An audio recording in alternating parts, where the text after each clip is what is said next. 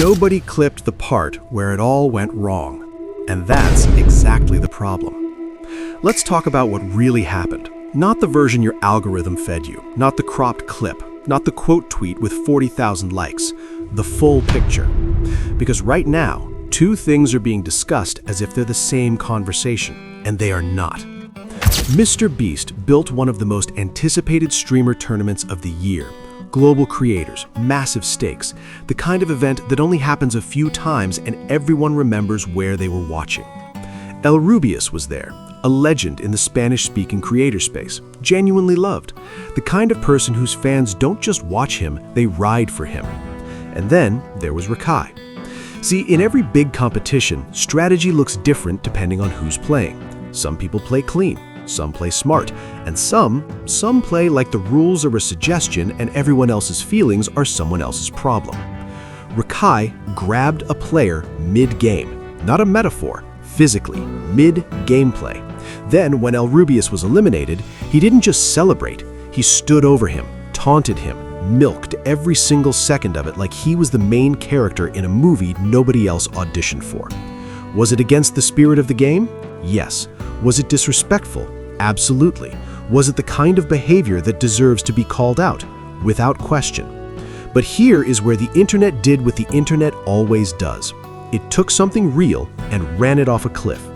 Within hours, the pile-on had already mutated into something that had nothing to do with a tournament anymore. Rakai's comments, his DMs, his entire social presence flooded, and not with fair criticism, not with people saying that was poor sportsmanship, with racism. Vile, targeted, coordinated racism.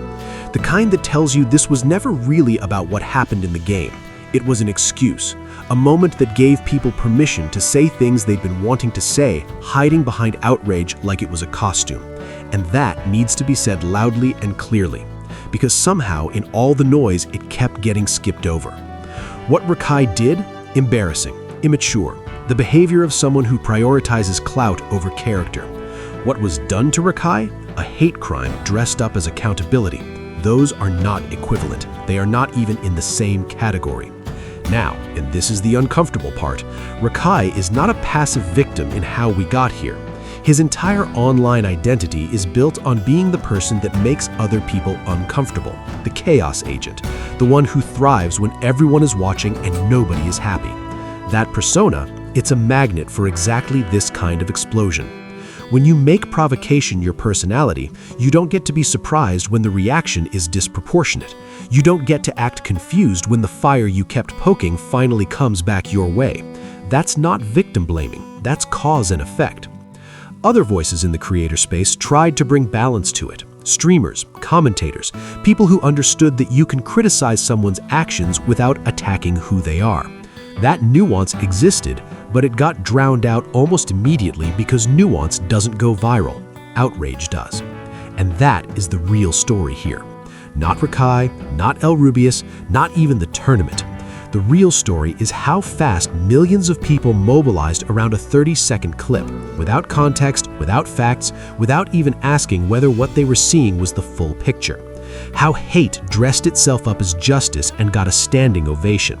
How a conversation that should have been about behavior became a conversation about race, and then somehow even that got twisted into a debate about whether the racism was justified. It wasn't, it isn't, it never will be.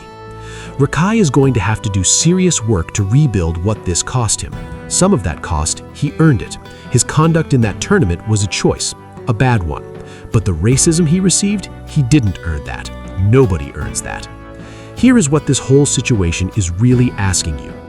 The next time you see a clip, the next time the timeline tells you someone is the villain, the next time thousands of people are all pointing in the same direction, stop for literally 5 seconds and ask yourself, what am I actually looking at?